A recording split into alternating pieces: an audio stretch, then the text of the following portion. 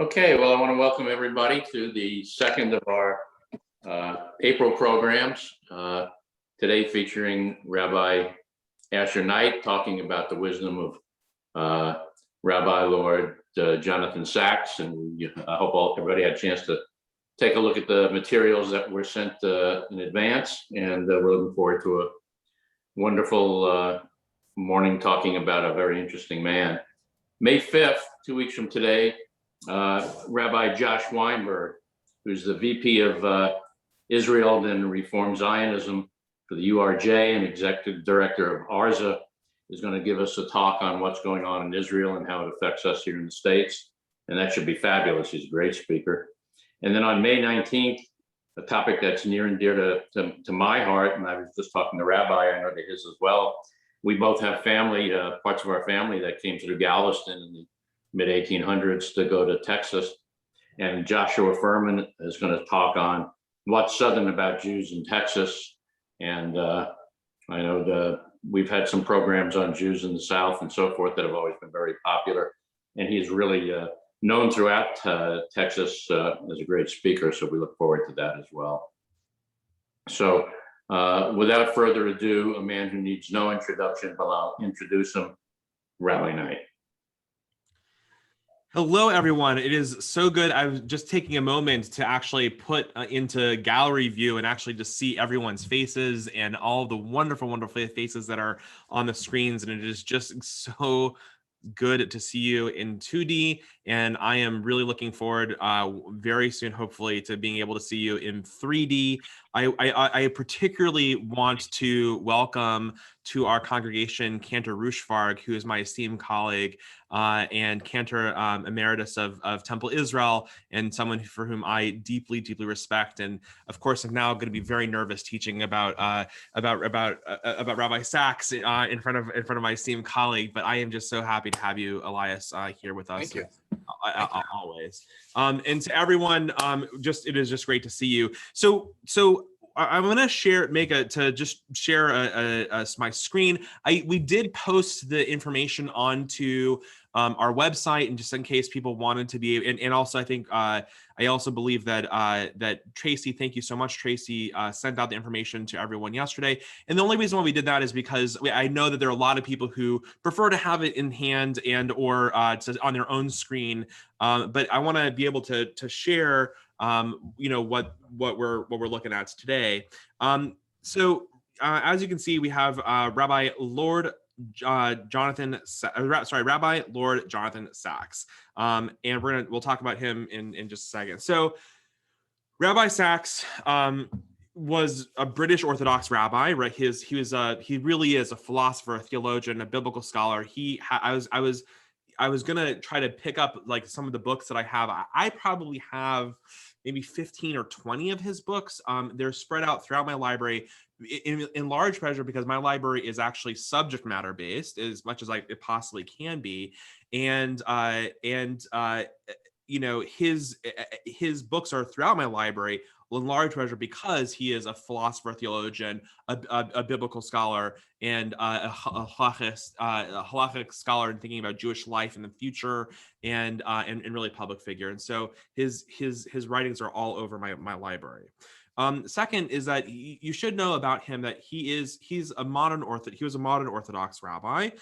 He was greatly, however, influenced by Rabbi Schneerson and Rabbi Schneerson's perspective of lost Jews, particularly after the Holocaust, and I think was very much compelled by Schneerson's vision that mitzvah gereret mitzvah, that one commandment leads to another commandment, and it leads to the potential of greater Jewish life. And he was also at the same time greatly influenced by the preeminent Orthodox Jewish scholar Rabbi Soloveitchik. who I think also brought an incredible rational perspective to Orthodox Jewry. And I think that Rabbi Sacks really represents sort of all of that. He really was an incredible thinker. He served as he said, the chief rabbi of the United Hebrew Congregations of the Commonwealth from 1991 to 2013, and then even in retirement, he died this last year. Even in retirement, he was a hugely public figure within Orthodox Jewry around the world.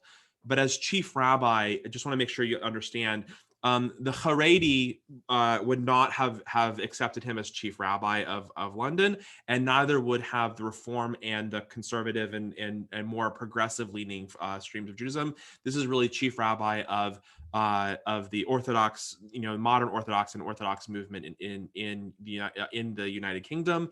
And he was also given the honorific title, not just the honorific title, he was given the title of Av Beit Din. He was the sort of chief, he was the Mar D'Atra of the sort of chief decisive rabbinic figure in the Commonwealth of the United Kingdom. During and even after his service as the chief rabbi, he served as professors of Jewish thought at NYU, at Yeshiva University, at King's College in London. He was, regularly spoke in Israel, and incredibly well respected. The reason why he was given the name Lord is that he was given the title in 2005. He was knighted by the Queen, and was actually also honored with a seat in the House of Lords, and took on the title, of Baron Sacks. He is related to Oliver Sacks, who also I have many books in my office of Oliver Sacks. If you haven't read Oliver Sacks, you should. Phenomenally interesting guy. And Oliver Sacks was Rabbi Lord Jonathan Sacks's uncle. One thing that I would say about Jonathan Sacks, I think, is important, is that sometimes you have Jewish teachers or Jewish scholars for whom you don't always agree with, right? And Rabbi Sacks is absolutely one of those for me, and I think that I would be for him, right? That effectively, Rabbi Sacks, at least from my perspective, was one of the preeminent Jewish thinkers, philosophers, futurists, and ideas person. He had an incredible ability to take complex ideas and to distill them down into very concrete lessons. And for that, I am incredibly thankful and have absolutely been influenced by his writings. At the same time, he was an Orthodox Jew, and as an Orthodox Jew, has also a world perspective that is fascinatingly interesting. He very much embraced modernity. He very much embraced even the title of one of his books, The Dignity of Difference, the recognition that there are sort of different paths. And at the same time was not always open to paths that were more progressive or more liberal when it came to Jewish religious practice. And so for some that included great challenges around issues of women in the rabbinate. It included great challenges around the sort of acceptance of progressive Jews as being a legitimate stream. I think that Rabbi Sacks is not always accepting of liberal and progressive forms of Judaism, and at the same time, I very much believe that we have to learn. We learn from people not who just think like us, but people who think very differently from us, and or at least for me. Excuse me. I don't want to make assumptions about you, and so I think that Rabbi Sacks is someone that for whom I think it's been very, very important to learn from. So with that, we're going to move forward in some study. And I want to be clear that when you have an author who is so prolific in his writing, so prolific in his writing, that it is really hard to pick texts that are sort of represent, I think what I'm looking back at the title of this was sort of the wisdom of Rabbi Sacks. In this one session, I can't do justice to what the wisdom of Rabbi Sacks, and it has actually brought me to an idea that I'll talk to the Sage committee later on, but actually thinking about maybe actually doing this for a Sage for next year about sort of the sort of major ideas that he really forwards. He has a lot more than what I'm going to cover today. And so I recognize that, like, when I titled it and when I started to set out to plan for this session, there's just really no way that I can do justice to the breadth of his work. But I want to be able to sort of explore it.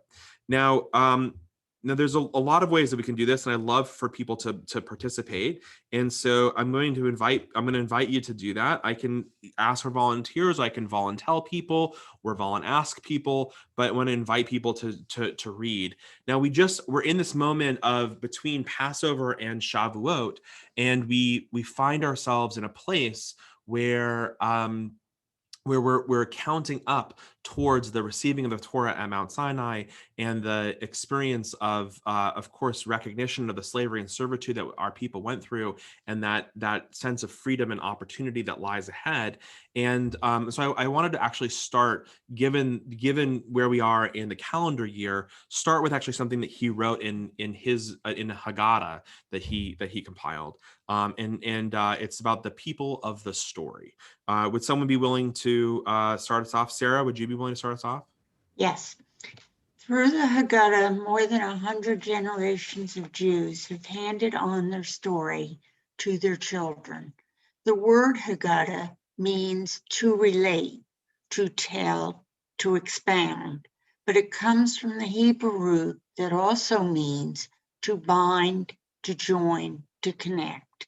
By reciting the Haggadah, Jews give their children a sense of connectedness to Jews throughout the world and to the Jewish people through time. It joins them to a past and a future, a history and a destiny, excuse me, and makes them characters in its drama. Every other people known to mankind have been united because they lived in the same place, spoke the same language, were part of the same culture. Jews alone, dispersed across continents, speaking different languages and participating in different cultures, have been bound together by a narrative, the Pesach narrative, which they told in the same way on the same night, more than the Haggadah was the story of people. Jews were the people of a story. So as we read this, I want to ask you to think about, well, what might be, what do you take away from these readings, and what do you think that Rabbi Sacks is trying to communicate? And maybe as we start to think about it, what are some of his convictions or vision, his ideas, some of the ideas that he shares in his writings. So by all means, let's look at this. Let's try to decipher this a little more. What is Rabbi Sacks saying in this reading?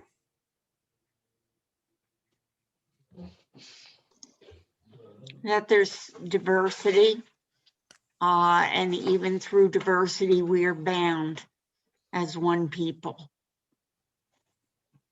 Okay. I believe what he's I trying think to also say. that it's saying that in diaspora, we are one people because we tell the same story consistently, the same way that we read the same parsha wherever we are throughout the world on the same night, and that every Torah is identical because it's not copied, it's written letter for letter each time, and that it's those tight traditions that keeps us bound as one people, despite all the differences we may have amongst us.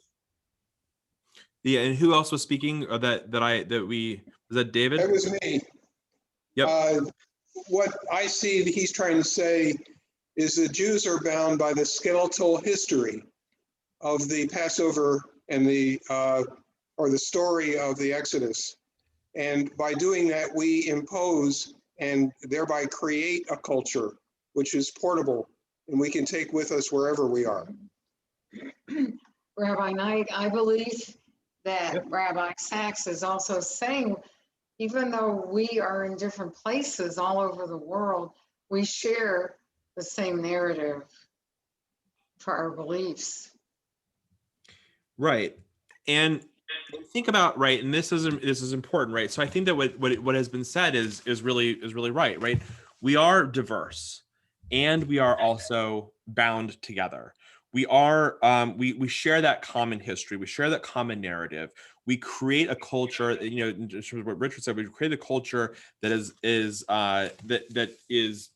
shared through all the diversity that we have. And if you think about Jonathan Sacks as being the chief rabbi of the Commonwealth of the United Kingdom in a diasporic Judaism, and speaking to Jews throughout the Commonwealth, but also throughout the world, frankly, his voice is saying, he is this message of recognizing our diversity, and B, our connectedness, and that recognition that we are a people of the story, which I think is just such a beautiful language personally. He is really trying to bring our Judaism together in a some type of unifying force, and it is absolutely beautiful.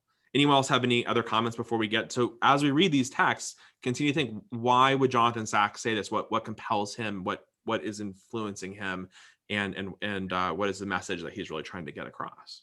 I think depending on who his audience is, he's making clear that Judaism is more than a religion in the sense of a majority of people on the face of the earth, that it's a civilization that's multidimensional. And by drawing connection with the meaning to connect, he's laying the foundation for a connection with the word mitzvah, viewing the Haggadah and its recitation annually as a mitzvah, showing the Jews are both a people of specific belief and faith, but also people of certain actions and rituals. So he's indicating that it's a different, multidimensional kind of faith community, one that has both specific actions and specific beliefs. Great. Rabbi, what I like is that it's not static. I think what he's saying is that Judaism is evolving, that it's all of our stories as we're moving ahead. So that has to do with the diversity, but I also think it's that it's not just set at one moment, it's continuing.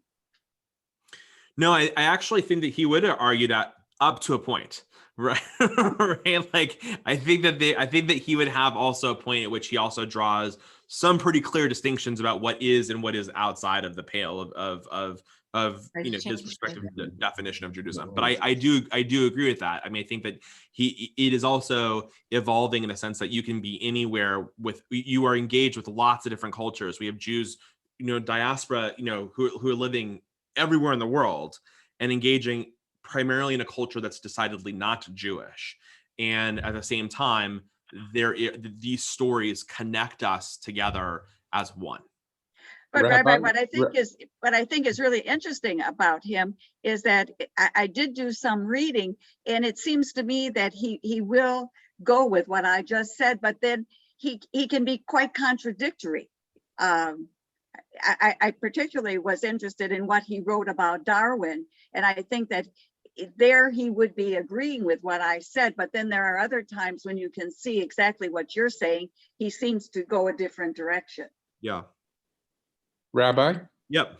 I would just also like to add that that Jews are bound by time and not so much by space. Okay, and how do you see? So say more, Harry. Well, I think the time, as far as reading the Haggadah at Pesach all Jews around the world are reading it at the same time, maybe different time zones, and also on Shabbat reading Torah at the same time. Yeah. So that, I mean, I think that would go into his notion of, like, it is important to celebrate BMO, like at the appointed season and the appointed time, is that actually celebrating things that are at the appointed season at the appointed time raises the sense of connection that you have when you're reading the same Torah portion every single week with Jews across the world, when you're celebrating the holidays at the same time with Jews across the world. I mean, how many of us experienced that with COVID this year with Passover, or even last year, where I celebrated with family in many time zones. Like, it felt like the sun didn't set on members of my family because of the sheer number of time zones that we had people participating in the service, and yet all connected together. We experienced that at Temple Bethel. I mean, we literally have people, we've been noticing in terms of the encatchment of our area, where people are coming, dialing in from, for not no one's dialing in anymore, by the way, but where people are tuning in from Europe, from North America, from South America and Central America. I mean, we have people, accessing material from all over the place. And that's a fascinating change and shift, but also shows exactly what Rabbi Sacks is talking about. Same time, same place, same narrative that we all share. All right, let's continue, and we'll go to the next text. And this is in some texts on what does it mean to be Jewish. Would someone be willing to read this? Yvette, please. Uniquely, Jews are born into a faith. It chooses us before we choose it. Physically, we come naked into the world, but spiritually, we come with a gift. The story of our past, of our parents and theirs, through almost 40 centuries from the day Abraham and Sarah first heard the call of God and began their journey to a land, a promise, a destiny, and a vocation. That story is ours. It is a strange and moving story. It tells of how a family, then a collection of tribes, then a nation, were summoned to be God's ambassadors on earth. They were charged with building a society unlike any other, based not on wealth and power, but on justice and compassion, the dignity of the individual, and the sanctity of human life. A society that would honor the world as God's work and the human person as God's image. That was and is a demanding task, yet Judaism remains a realistic religion. It assumed from the outset that transforming the world would take many generations, hence the importance of handing on our ideals to the next generation. It takes many gifts, many different kinds of talent, hence the importance of Jews as a people. None of us has all the gifts, but each of us has some. We all count. We each have a unique contribution to make. We come before God as a people, each giving something and each lifted by the contribution of others. And yes, at times we fail or fall short. That's my dog, sorry. And yes, at times we fail or fall short, hence the importance of teshuvah, repentance, apology, forgiveness, rededication. Judaism is bigger than any of us, yet it is made by all of us. And though Jews were and are a tiny people, today a mere 0.5% of the population of the world, we have made a contribution to civilization out of all proportion to our numbers. To be a Jew is to continue the journey our ancestors began, to build a world that honors the image of God in every human being, and to be part of a people summoned by God to be his ambassadors down here on earth. What strikes you as we read this? What about what Jonathan Sacks is saying? It's really beautiful. I mean, it really feels like, yes, we're born into it, and somehow it's bigger. We're part of this huge thing that's, from the day we're born, naked with no understanding of anything. How does that vary from any other religion? I'm sorry, I wasn't sure if I heard a question there. Well, in the background, my husband is saying, how does that differ from other religions? But I Rabbi, think, this is Michael Norman. I wanted to ask, Yep. I read this yesterday and I've heard it read again today. The overwhelming feeling I get is we're talking about a chosen people, not the chosen people. In other words, a meaning it's the Jews, the meaning it leaves everybody else out who is not Jewish. What was his intent, do you think? Yeah, I mean, I think that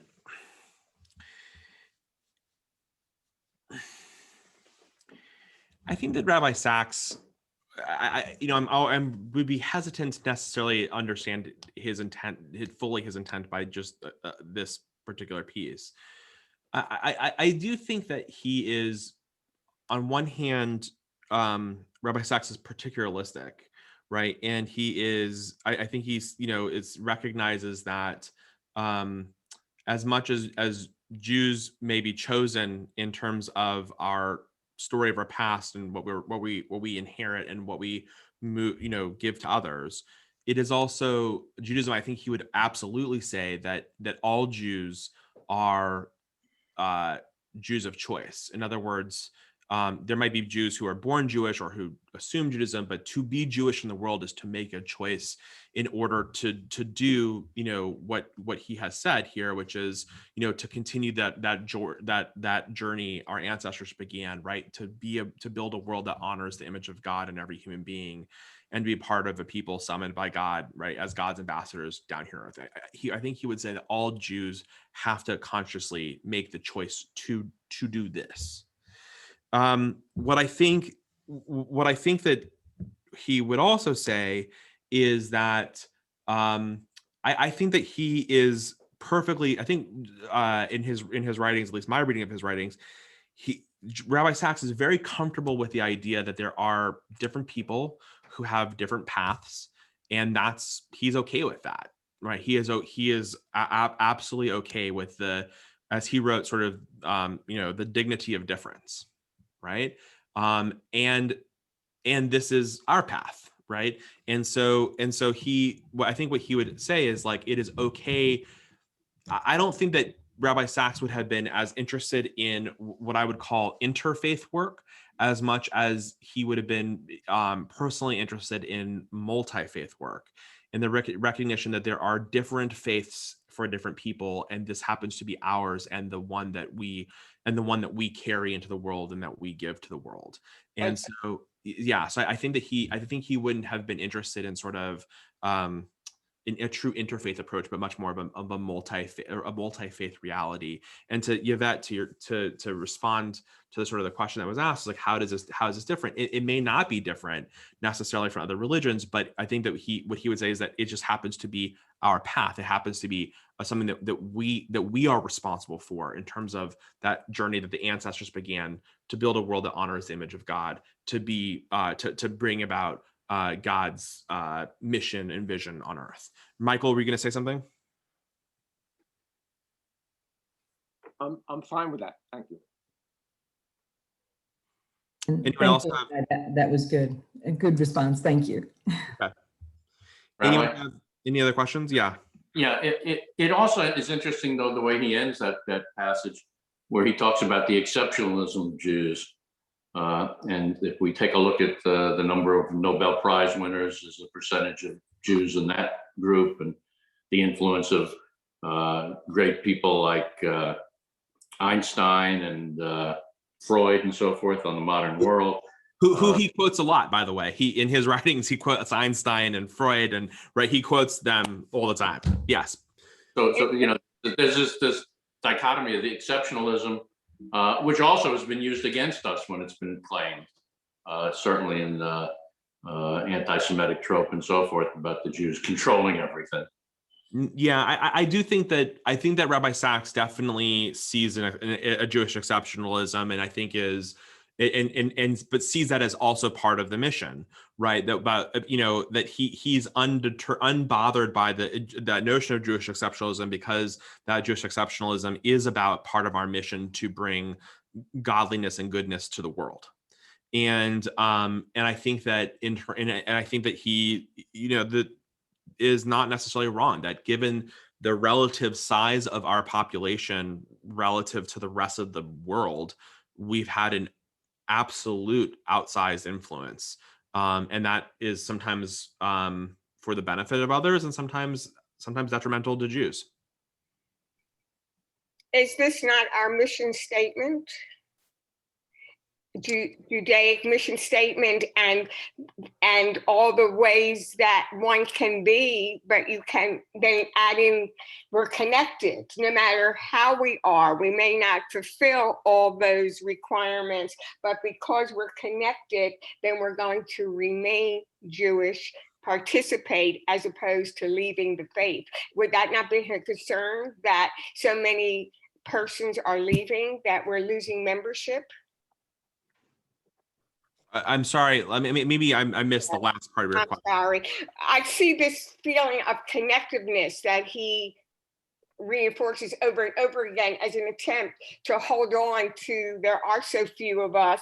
And as a rabbi, when you look at the statistics, more and more people are leaving every single day from our religion, and we want to hold on. And so if you feel connected to something, no matter how you are, if you fit any of those requirements, then you still feel like, oh, I can still be Jewish, but still can be my way. I think that we have a challenge in front of us that is really complicated about that. I just think it's important that we recognize that people leave organized affiliation with organized Jewish religion does not mean that they stop being a Jew, right? And I think that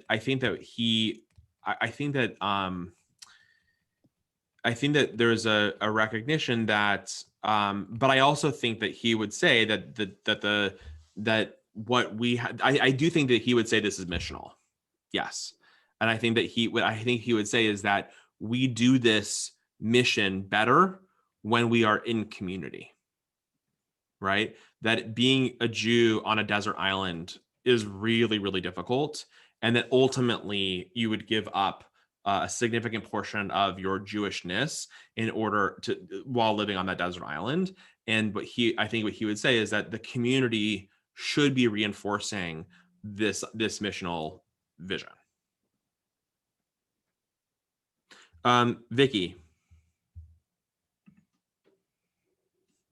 And he also said that each of us doesn't have everything. We are each unique in our own way and bring something in our own unique way to being Jewish. That we don't have to have the knowledge of everything, and that we each have our own unique knowledge, and through that collective knowledge keeps it, also keeps us rooted in that Judaism, in that community. So I think it's beautiful, Vicky.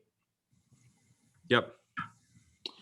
All right, let's take a look at a couple of Jewish texts. I'm going to read these texts, and then we'll see how these texts influence Rabbi Sacks. So one is from Talmud Bavli, right, from Megillah 16a, where it says, I will multiply your seed like the stars of heaven and the sand on the seashore. Rabbi Yehuda Bar Ilan explained, this people is compared to dust and to the stars. When it sinks to the dust, but when it rises to the stars. Beautiful words from Talmud, from Bavli. And then from Bereshit Rabbah, I will make your offspring like the dust of the earth. As the dust of the earth is from one end of the world to the other, so your children will be dispersed from one end of the world to the other. As the dust is trodden on by all, so will your children be trodden on by the peoples of the world. As dust outlives all vessels of metal while it endures forever, so all the peoples of the earth will cease to be while Israel endures forever. And to be a light unto the nations from Jeremiah.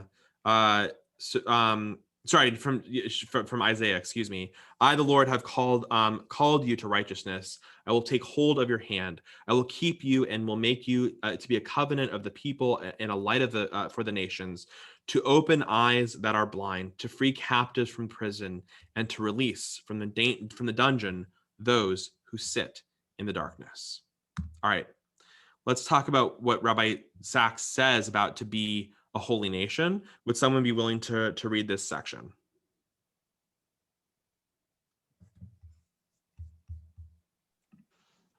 Anyone?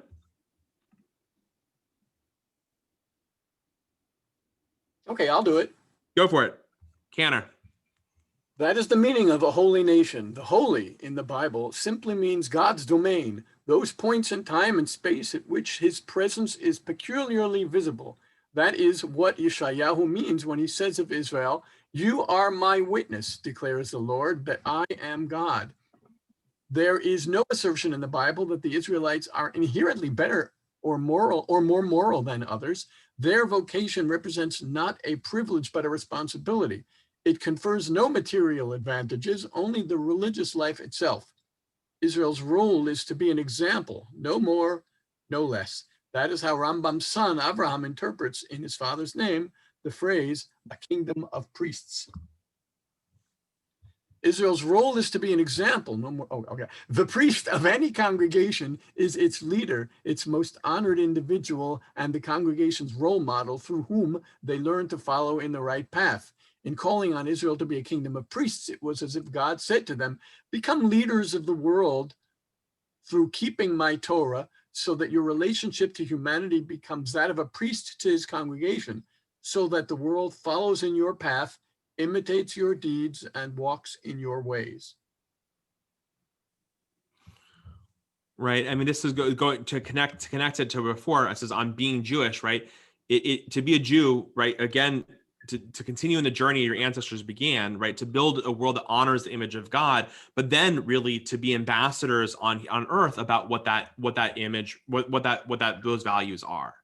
And what I think, give that sort of, to answer the question that was sort of asked before, right, is that it's not that necessarily Judaism is different from all other religions, but what it is saying is that we do have, I think Sacks would say that we do have a role.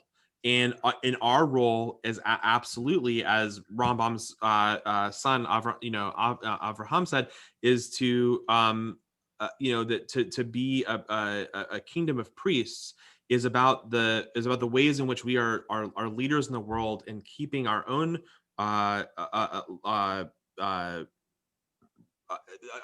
moral compass, and then also being the moral compass of the world. And to bring goodness and healing and kindness and betterment to the world. Somebody, I don't know who, once said that the Jews were the conscience of the world. Yeah, I mean, I think that Rabbi Sacks absolutely would argue that, for sure. And that as the conscience of the world, it means that sometimes I think that it means that we're the part of, I think that Sacks would also go on to argue is that our history and our experience in the world has also helped to raise us to the level of being that conscience to the world, right? That when you are spread out over the world, and when you are sometimes treated like dirt and and trodden on, right, then part of what ends up happening is that you inherently gain a perspective that is also about how the world should be acting rather than how the world often acts. Rabbi, this is Brenda. Yeah. I'd like to ask if God has asked us to be the leaders of the world, why are we, what is the word I want? Hated so much and disliked by other religions for following God's request? Brenda, that is an extraordinarily difficult question to answer.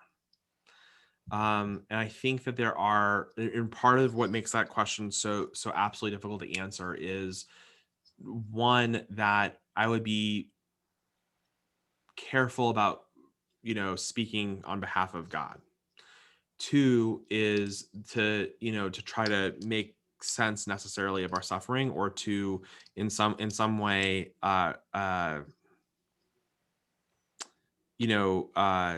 accept the treatment of Jews by other people as being for some greater purpose. I think that so I'm not sure I know how to answer that question, like with all honesty. I think that the way that I would sort of approach it is to say that, and I think that if we're keeping true to what we're talking about today in terms of Rabbi Sacks, I think that what I would say is that Jews, that sometimes when you reflect onto the greater society, the dynamics that are actually happening in society, sometimes society cannot hear that, and will do everything in the world to think about the prophets, for example, right? There are many people who are prophets in society when things were going well in society, and that the society sort of would not listen to who those prophets were and what they had to say. And similarly, sometimes there are people who have a prophetic voice for whom people try to eliminate that prophetic voice from the world. And I honestly think that that the Jewish part of what I think what Sacks would say is that and what I also think is that part of our role and responsibility, whether God-given or the experience, the way that we have become to interpret it for ourselves, is that we have a role in being a light unto the nations. And sometimes being in that position of being a light, we have people who do not want to see it, or will try to snuff it out. Are they just jealous? I don't know if they're jealous. They might, I don't know if it's jealousness or also unwilling to hear it for themselves. Thank you, Rabbi. It may not be jealousness. It may be, unwillingness to accept, unwillingness to do the work. And that's also a part of it. I mean, let's just put it in perspective of what's going on right now. We have incredible racial challenges in our society right now.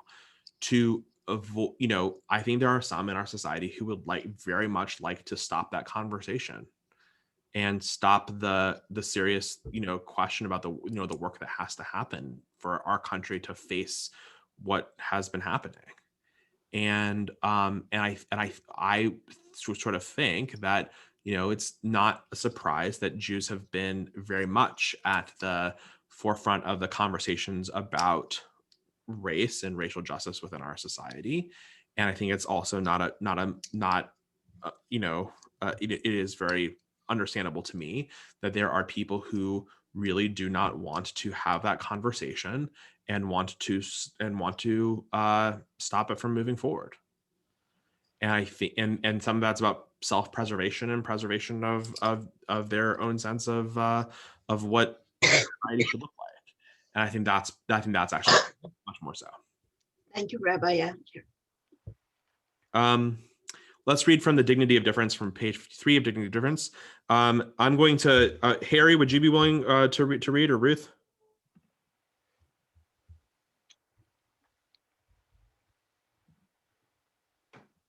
I think you are on mute. God, the creator of humanity, having made a covenant with all humanity, then turns to one people and commands it to be different in order to teach humanity the dignity of difference. Biblical monotheism is not the idea that there is one God and therefore one truth, one faith, one way of life. On the contrary, it is the idea that unity creates diversity. That is the non-Platonic miracle of creation. What is real, remarkable, and the proper object of our wonder is not the quintessential leaf, but the 250,000 different kinds there actually are. Not the idea of a bird, but the 9,000 species that exist today. not the meta language that embraces all others, but the 6,000 languages still spoken throughout the world. Judaism is about the miracle of unity that creates diversity. Right. And so he's saying that there are people who other faiths have other paths. That's okay. And that part of our role, right, is in order to teach that there is a difference. But what is also fascinating about Rabbi Sacks is that he could not see that difference in diversity within Judaism itself.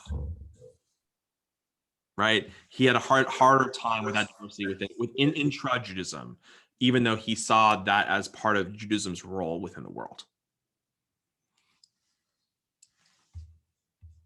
Anyone have any thoughts, questions, remarks, or things that emerge for you from this? Yes, I have a remark. I think that's the most ridiculous thing I ever heard. Judaism is supposed to be that there's not one God?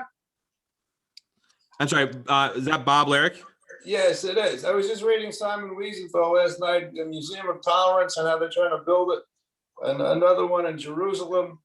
And the idea that we have different paths is one thing, but to be as good as we can be in time and place reality, and not just being so accepting of, to be accepting of differences, but not to say that there's no one God. God has different paths, different understandings. We don't understand God. We don't understand ourselves. We don't understand each other. We're not as perfect as we thought. Perhaps we should be, including democracy. But to say that there's no one God and to be Jewish is just the opposite of that. I don't think he really meant in that spirit, certainly. But the idea that there's a dignity of difference, and God has different paths for different people at different time and place reality. So I actually do think that this is exactly what he meant. So, right. So we don't have a responsibility. Bob, you may not. What does it mean to be a responsibility to transform the world? What does that mean? What does the words mean? We just say the words and accept. He was just trying to exist in reality. But whether it's Simon Wiesenthal or working on these things for years, I never heard that interpretation. In Europe, particularly when you're just trying to survive, it's important to emphasize diversity and how do you survive, how do you overcome anti-Semitism, but not to say that how do you think of other faiths too? You think of them as all stupid? I don't think that he's saying so Bob, I really don't think that he's saying that. I think so. First off, I would encourage you to read. It is very difficult to get the entirety of what Rabbi Sacks is saying from one section from page 53. Okay, thank you for that. Right? I don't think he meant that. He's an Orthodox rabbi, isn't he? No, but let me try to be clear. I do think that Rabbi Sacks, what he is saying is that we. This is what I was trying to get at earlier, right? I don't think that he would say what we should try to do is look for all the ways in which we are alike, and therefore, that's true. Kumbaya moment in our similarities. What I think that he would say, however, is that what he would have said is we can and should respect that we have differences, and those differences are of value and are valuable. Right? It's not the idea that there is, only one truth in the world. There may be many truths, or one faith is the right faith. There are many faiths, or that one way of life is the only way of life. But rather, what he's saying is that we can and should have a recognition that there are differences of opinion, and that those differences of opinion and those different views should be respected. Even while we affirm a particular Jewish path, a particular Jewish way, a particular Jewish, Jewish history and future, that and that doesn't mean that we can't also respect that there are differences and vice versa. So that's God's vision, that there are differences. There should be different paths to perfect ourselves, and we're working with God to help perfect ourselves and the world. Would be perhaps a better way to say it. That there's no God or no What read the one going. Bob, read the book and I to figure it out. Okay, man. I'm glad Rabbi- we're surviving. Rabbi Knight. Yeah. Rabbi Knight, there's a book that might help, Bob. It's a children's book. It's written by Rabbi Mark Gelman and Monsignor Thomas Hartman. And the title is How Do You Spell God? Yes, what's the meaning of it? It's an amazing book. And there's even a photo in there of a mountain with many paths all going to one creator. Great. Yes, to one creator, many paths. Yes. David? Isn't it? What I want to deal with is what biblical monotheism is. I think we all agree that it's belief in one God based on something we call the Bible. And I think Jonathan Sacks is stating that when he says it's not the idea that there is one God and therefore one truth, etc. He's being, like me, a mathematician, and he's saying the implication fails. The fact is, we're agreeing there's one God, and that's based on the Bible. What we're not agreeing about is whether that implies one particular faith or whether we can create additional documents and interpret different ways to live our lives. So he's not denying that there's one God. He's not denying biblical monotheism. He's denying there's only one way to interpret that fact with documents to live our life reasonably, in my opinion. Dave, I think that was well said. Thank you.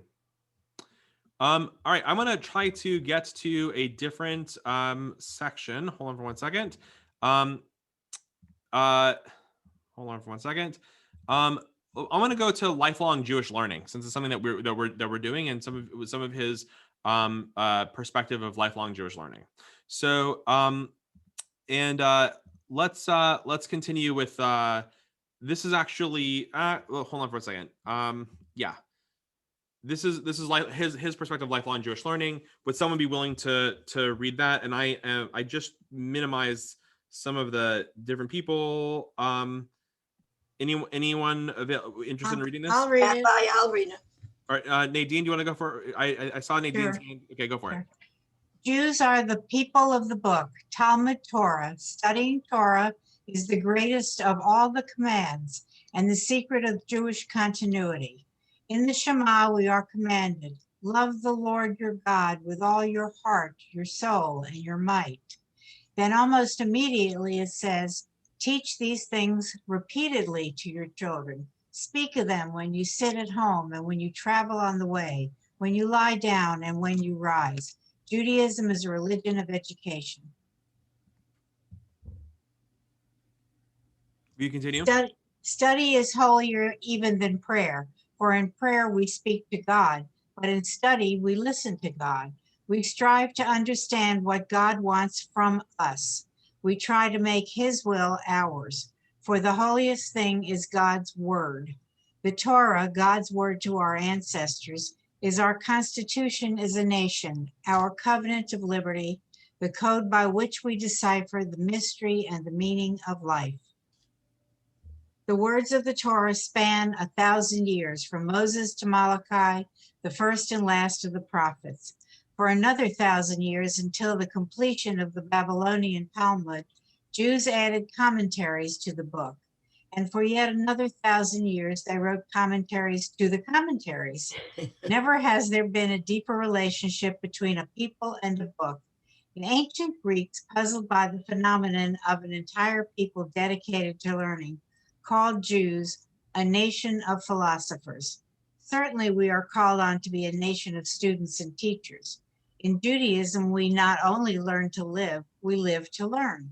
In study, we make Torah real in the mind so that we can make it actual in the world. Right. Well, that's the next reading, and I think someone else had volunteered. So let's actually, well, before we sort of decipher what he's saying about learning, would someone be willing? I can't remember who the second person was who It also. was me, Rabbi Brenda. Okay, Brenda, go for it. Okay, the Israelites, slaves in Egypt for more than 200 years, were about to go free. On the brink of their release, Moshe, the leader of the Jews, gathered them together and prepared to address them. He might have spoken about freedom. He could have given a stirring address about the promised land to which they were traveling, the land flowing with milk and honey. Or he might have prepared them for the journey that lay ahead, the long march across the wilderness. Instead, he spoke about children and the distant future and the duty to pass on memory to generations yet unborn. About to gain their freedom, the Israelites were told that they had to become a nation of educators. Freedom, Moshe suggested, is won, not on the battlefield, nor in the political arena, but in the human imagination and will. To defend a land, you need an army, but to defend your freedom, you need an education. You need families and schools to ensure that your ideals are passed on to the next generation and never lost or despaired of or obscured. The citadels of liberty are houses of study. Its heroes are teachers. Its passion is education and the life of the mind. Moshe realized that a people archives immortality not by building temples or mausoleums, but by engraving their values on the hearts of their children and they on theirs, and so on until the end of time. Last part. The Israelites build living monuments to life, and became a people dedicated to bringing new generations into being and handing on them to the heritage of the past. Their great institutions were the family and education via the conversation between the generation. In place of temples, they built houses of prayer and study. In place of stones, they had words and teachings. In that counterintuitive reversal, they discovered the secret of eternity. Right. I mean, this is in these two texts that we have. In terms of lifelong Jewish learning, part of the learning that we do is really about, as we said, about making Torah real in the mind so that we can make it actual in the world, right? If we want to make if we believe that all people are created in the image of God, if we believe, fully that as the Torah tells us, right, that what happens in the marketplace is commanded to us by how we are supposed to treat other human beings, and commanded us by God about how we're supposed to treat other human beings. That the way that we make a more just, whole society is through learning and then applying what we learn into the ways in which we actually act within the world, right? It's not just, a spiritual endeavor for a spiritual endeavor. It is in fact so that the ways in which we act, the ways in which we live, the ways in which we encounter other people are about fulfilling the greatest of the commandments that we have that we have within Judaism, and fulfilling our destiny in the world. And at the same time, what Sacks is also saying is that as we are doing and committing to our own learning, right, a big part of what we are really taught to do is about actually taking what we have learned and not just building a monument to what we have learned, but actually teaching that to future generations in the most l'dor v'dor, generation to generation way that we possibly can. And that the way that we have eternity is not through stone monuments, but the way that we have eternity is through the monuments of the values that we impart, and the values that we teach, and the values that we encourage our youth to live by. Right? That's how we make sure that the Torah itself is not something that is just in the ark, but is actually walked with in the lives of the people who carry it, namely our children. Thoughts, reflections, things that you like, things that you didn't like? Question, Rabbi? Yeah. Of his numerous writings, if one wanted to get started, which would you suggest as the first piece to read, first book is to read? Ooh, I am a huge fan of the dignity of the dignity of difference, or To Heal a Fractured World. I think would be a great place to start. Yeah, really, really good. There's a whole section on tzedakah. You can read more about that. But and we can talk about this more, because I am again thinking about this, Harry and those involved with Sage, and thinking about this as a great topic for a broader topic for Sage, because there's so much great material there.